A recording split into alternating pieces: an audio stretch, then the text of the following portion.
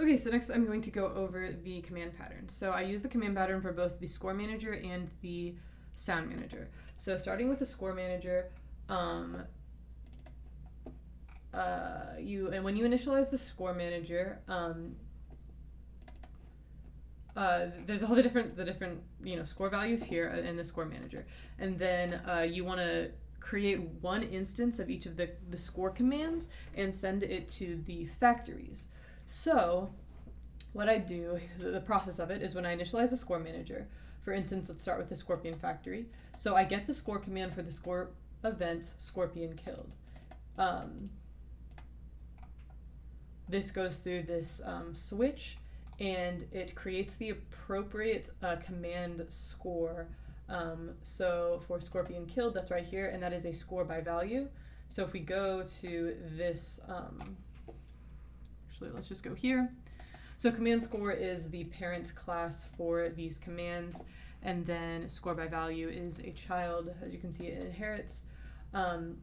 So the main component of the strategy pattern, of the command pattern, is to have this execute function. I have some other ones here as well, but the main one is execute.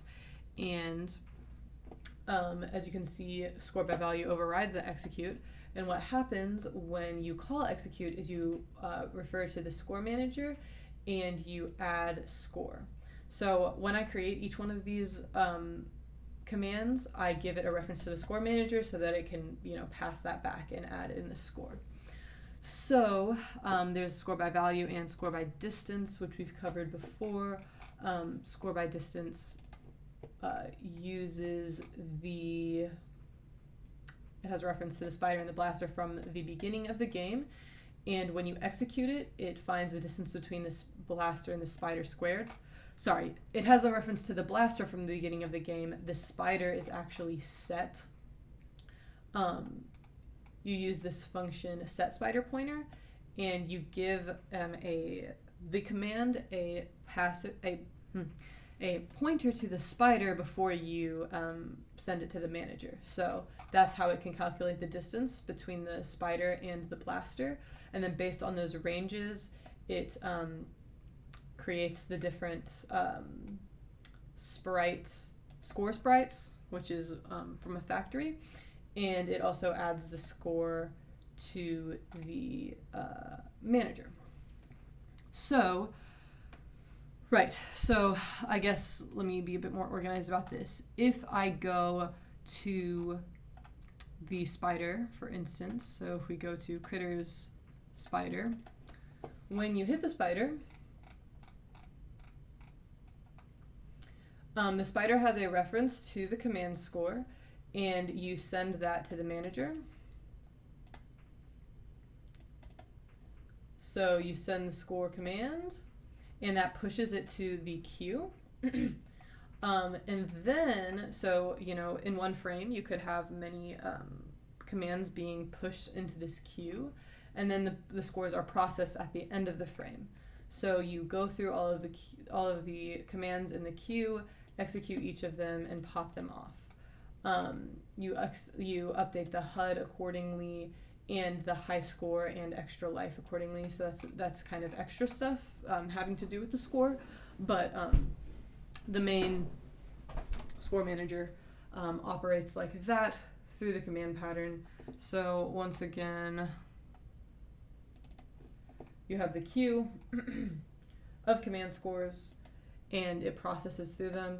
The game manager actually calls the process score update, which once again uses the strategy pattern, and only when the score is active do you actually call the process commands or process scores. And I guess part of the thing to prove is that I only create one instance of each of these score commands. So the way I do that is by passing these to the factories. So so when the Scorpion factory, when I create this get score command, will create a new score by value, but then I'll pass it to the factory. So if I go to set command score, this gives the factory, which has this p command score field, it sets it to that command score that I just created. So now the factory has this one instance of that score, and every time it creates a scorpion, it just passes that the pointer, that command score, to the scorpion right here. And then once again, when that scorpion gets hit, bullet hit, it can just send that to the manager. So I do that with all of the different scores, and I send them to all the different factories. So Scorpion Factory, Spider Factory, they all just have one instance of, the corresponding command, and then each of the critters can get a pointer to that one instance when I initialize them. So the exact same thing happens with the sound manager. It's literally the exact same setup. We have the Q commands, the different command sounds. I have command sound once and command sound loop, based on whether the sound just plays once or whether the sound loops. And once again, this is just initializing all of the sounds from the resource manager and setting the volume on all of them. This is in the sound manager initialize. But then I send those commands to the different factories. So for the bullet factory, I send the bullet fire sound command. Mushroom factory, mushroom regen, sound command, so that each one of those mushrooms will get a pointer to that sound, but it won't have to create a new command every single time. So same with all of the other critter factories. So I think that just about, or last but not least, once again, I process the sounds like so at the bottom of the frame and queue them up in a queue. So that is the end of the command pattern. I will move on to finite state machine for the centipede head.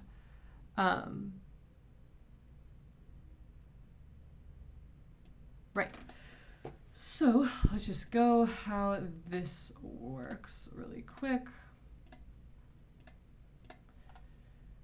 So centipede movement, finite state machine. So I have these different move states. Move state is the base class, and I have all the different move states. So you can be moving right and upwards, left and upwards, turn down, switch to left, etc., etc. Each one of these move states has the logic of getting the next state. So based on, inspecting the grid manager, should you, if it's clear and, you're moving left and downwards, then you keep moving left and downwards. But if it's blocked, you turn up if you're at the bottom, or you turn down if you're not. So every one of these move states has the corresponding logic, as we've discussed.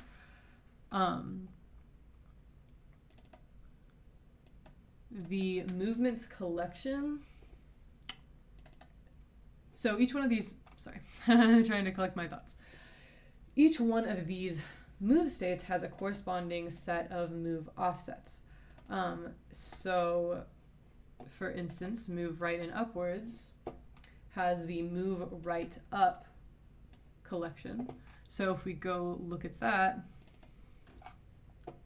move right up has, it is a list of move offsets, structs. So if we go and see what that is just a X offset, a Y offset, and an angle. So, how we talked about, if the centipede is one cell, you use these to update the X and Y offsets and the angle accordingly.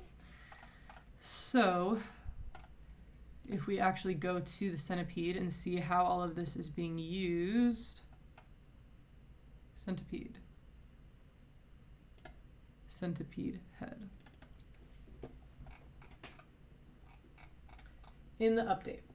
So we count the number of frames to move one cell is just the, if we go here really quick, the cell size divided by the speed. So that's just saying how long it's going to take me to move from cell to cell.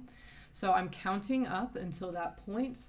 Then I, update the position according to those move offsets of my current state and the rotation as well, and I increase the frame. So as I'm moving between cells, I don't have to do any thinking. You just move according to those move offsets.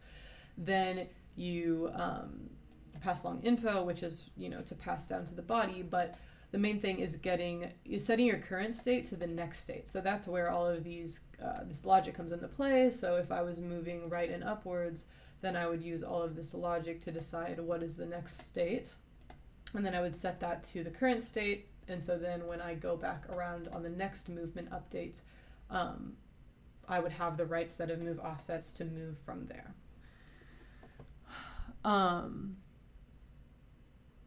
Right, so that, minimizes how often you need to check.